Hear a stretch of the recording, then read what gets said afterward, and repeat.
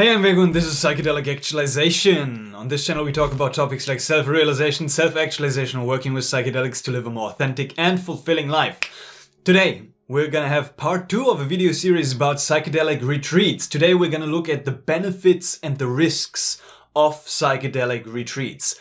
By the way, do you enjoy longer form videos more, or is it okay if I split those videos up in a couple of parts? Because if I would do one video about retreats, it could have been like 1, 2, 3 hours, and now I decided to cut it up into 2 or 3 or 4 10 to 20 or 30-minute videos. Let me know in the comments, please. I would love to know.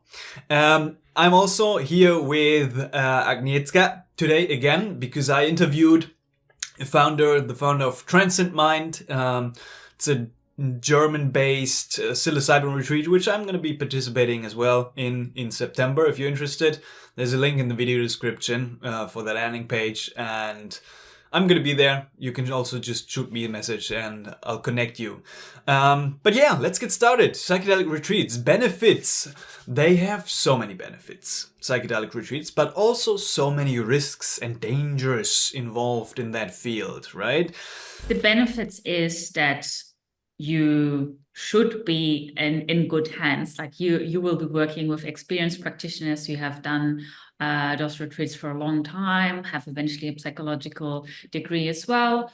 And you are fully being taken care of. Like from the minute you step into the retreat, like a lot of things are being taken care of you. So you are in a space where you actually can just be. And, you know, it's also a little bit about wellness. Like, I mean, you will be given some absolutely great healthy food as well. And you just feel like in a very nice, warm space. The absence of a guide can in this container can lead to disorientation and fear, right? We all know it.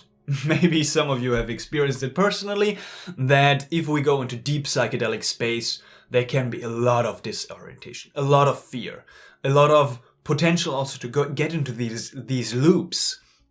And having a protocol or just like this container, this setting, and somebody there can help to prevent that with a great choice of music and a great facilitator. We can go much deeper as well in our psychedelic journeys. So one is kind of the safety, and for other people, some people may have only experienced psychedelics in recreational settings, right? And then having some fun at the festival, and that's it. That's the experience, right? To have this container allows us to go deeper into our own healing and our own transformative journey as well. Obviously, we can do that alone, but as I said, then there's more potential for disorientation and fear, and then not the ability to handle that as smoothly as we could with the psychedelic retreat, with the facilitator, with a shaman, space holder, right? So yeah, just a couple of points of the benefits. They ensure physical safety. So guides and facilitators, shamans can ensure that we're physically safe throughout the retreat and throughout the psychedelic experience as well. Also, emotional support and reassurance can sometimes be absolutely helping us in psychedelic space as well, when we feel like, oh, there's somebody there. Maybe they even hold our hand, or they just support us with their presence in the emotional support before, during, and after the experience as well. They can also help to redirect attention, right? That's the whole point of a sitter or a guide in psychedelic retreats and outside of psychedelic retreats, that if we get into these loops, that we get into being completely overwhelmed, panicking a little bit, then another person can very skillfully redirect our attention into a direction that leads us to relax again, to trust again, and to go into a more pleasant direction of the journey itself, right? Also, technical support. Technical support is a fun one, because just like the space management, as I said, with the disorientation in psychedelic space, can be very helpful to have people there who help you with technical things like going to the toilet. Managing to go to the toilet during ayahuasca retreat can be very challenging. I've had an experience in Peru with ayahuasca. You can watch that video right here. My most intense experience. It took me so far out that, and I had this experience a couple times, that I didn't even know what a bucket is anymore, or where my bucket was. Even though it was right next to my mattress, I was screaming. I was like, bucket! Bucket, please, somebody bring me a bucket. And then somebody did bring me a bucket, and I could more or less manage to aim for the bucket, and didn't work out too well, but I managed, right? But with technical support from the retreat facilitators and participants. And also, just like the preparation and integration is a beautiful benefit of the retreat. To have a little bit of yoga, a little bit of meditation, a little bit of singing or exercise, or whatever the retreat is offering as a preparation for the journey, and also then in sharing circle and integration practices and words of wisdom for the integration phase of the psychedelic journey. Like it is not just the retreat, it is the work that is done beforehand. Like, there will be some calls beforehand to prepare you for that. And obviously, like in a good retreat, you have a great amount of, or a good ratio between a facilitator and a participant as well. So that, whenever you're struggling during your session, that that there's someone there that can help you going through this roadblock that you are currently experiencing. And again, you are not left alone afterwards. So that means that you usually have some calls afterwards as well.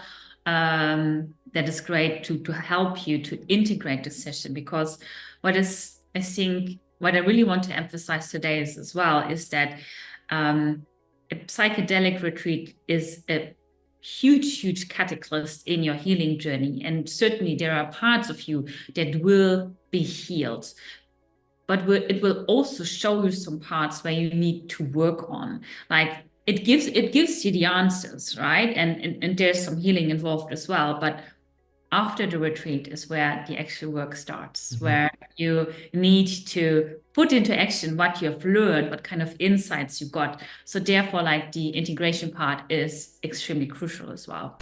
So being in such a nice space, being held, can kind of really ease the feelings of anxiety when we have a little bit of resistance to go into deeper psychedelic space, and really have this safe and supportive environment. And that's really beautiful. I think that's really beautiful that the retreat can offer that, and we can just take that offer. And also, as a second part of it, is the group, right?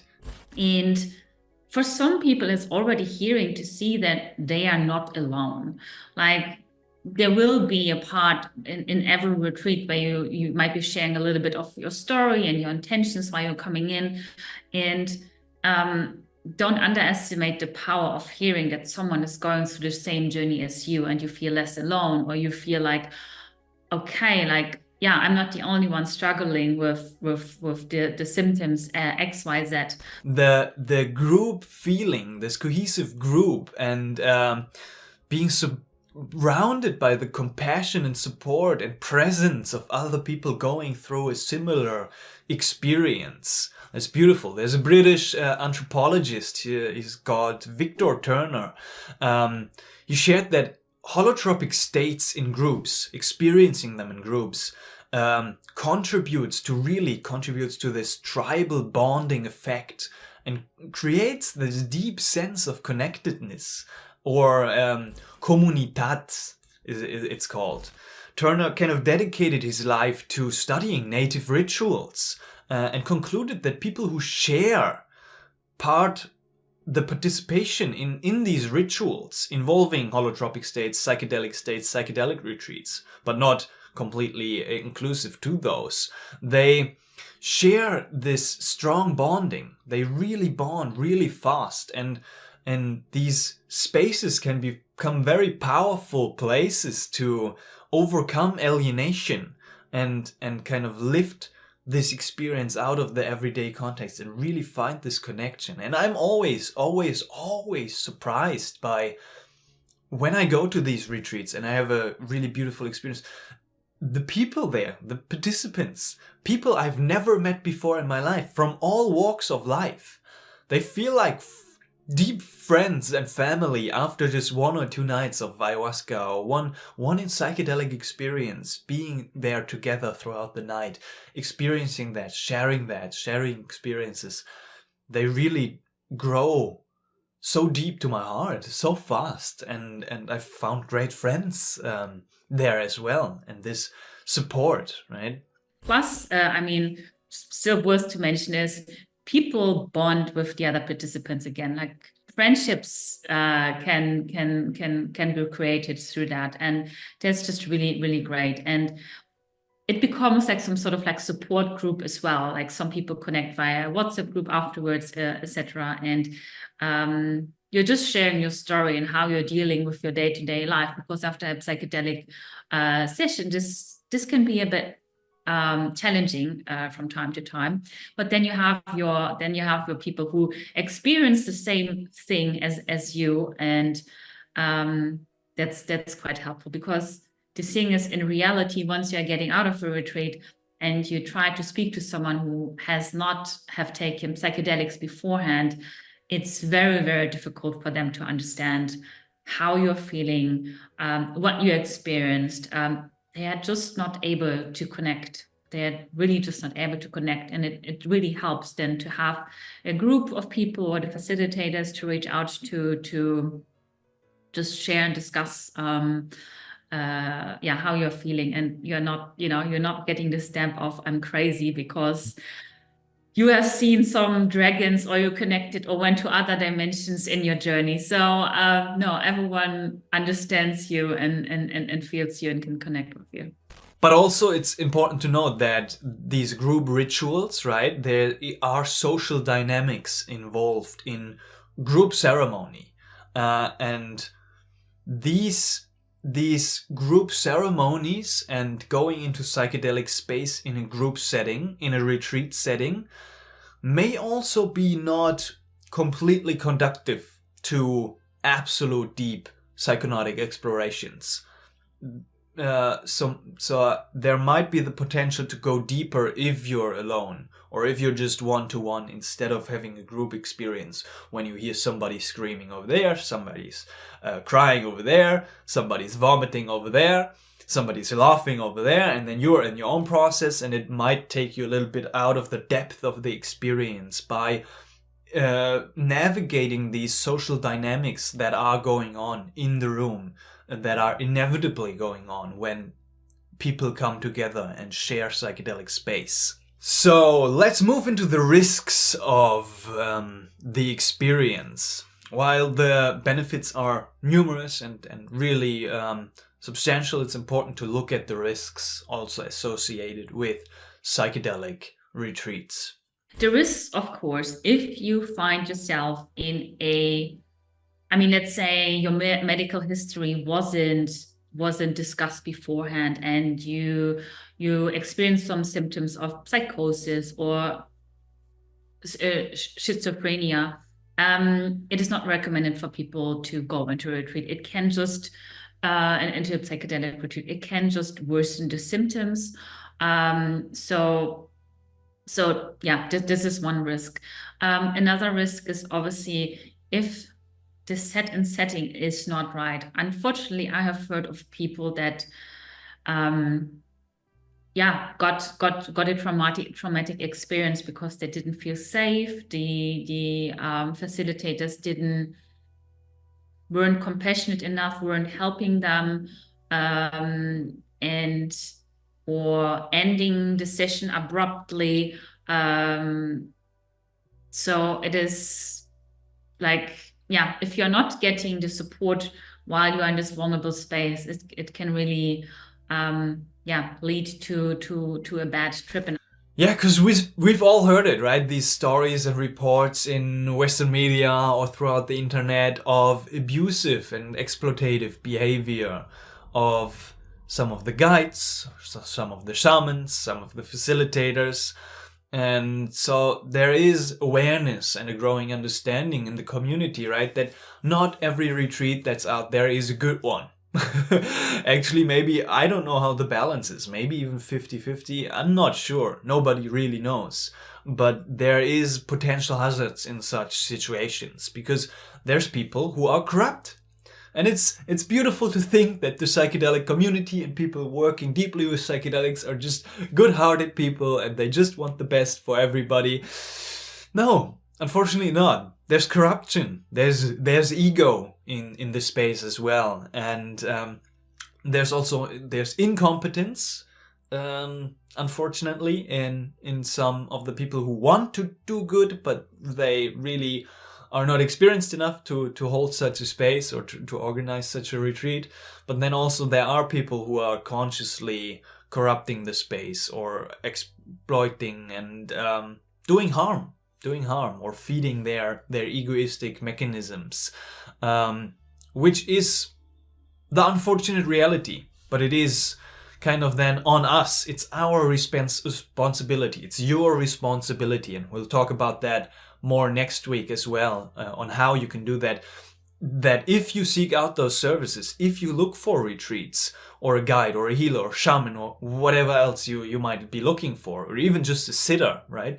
That you take the responsibility to check for the qualifications, to check the competence, to check in maybe with other participants who have experienced that retreat, to see if it feels resonant for you and if it feels safe for you, before you entrust yourself completely into such a vulnerable state in the psychedelic space to such people and to be there, because then it can be very uncomfortable. I've experienced it myself. So there's also no 100% guarantee, I guess. That's part of the risk when you choose a retreat. There's no 100% guarantee that it's going to be completely in resonance with you, and that there's going to be no exploitation and corruption. But if you do enough research and work on your side, you can be pretty sure that at least it's a safe container, right? And this applies to our Western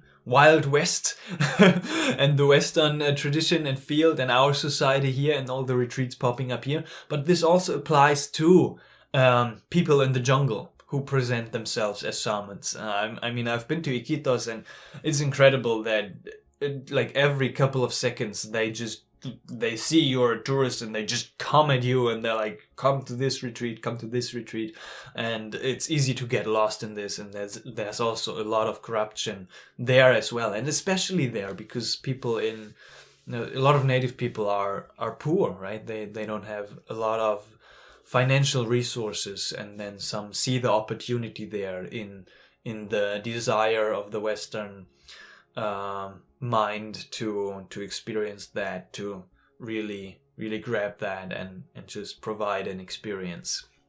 So also another part is, I guess, again coming back to what we talked about last week with the difference between a healer or shaman and a space holder or a facilitator.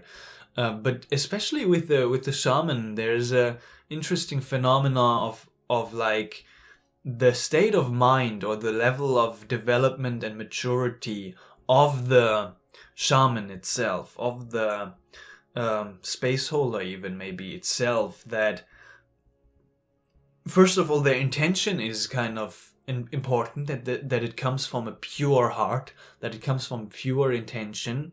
And then also the more caring they are, the more pure their heart is, and the more developed they are, there is a coherence in the field, in the space itself that they are holding, and you can feel that in the space as well.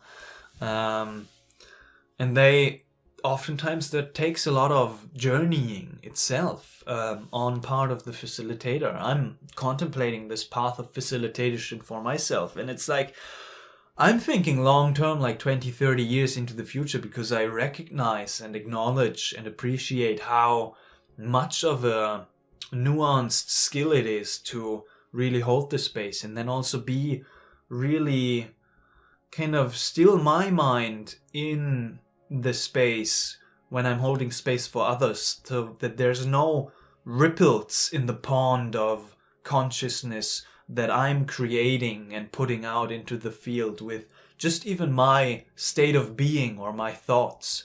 And I think that's a crucial point as well to look for in facilitators. There are risks involved if you are choosing the wrong retreat. But again, it's all about doing the preparation work for yourself, doing the right research, like those things that I mentioned with the see if they are doing the pre-calls, the integration. Are they asking about your medical history? What is the ratio of participants, and see if that sounds good to you or not. And one last point as well regarding the risks of these retreats. I mean, nothing is really safe. But as well, we have heard stories of people hurting themselves physically and psychologically during or after a retreat, being traumatized by the experience. And also people die.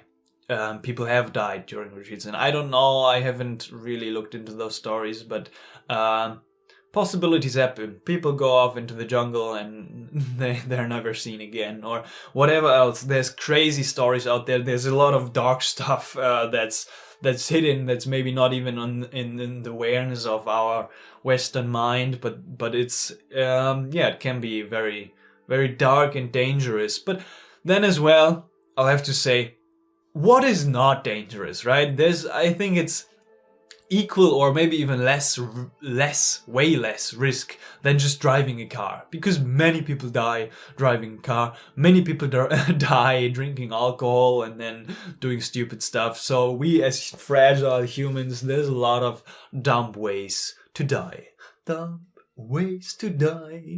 I do want to mention, because of course now we spoke about the risks, and that it sometimes in rare occasions can lead to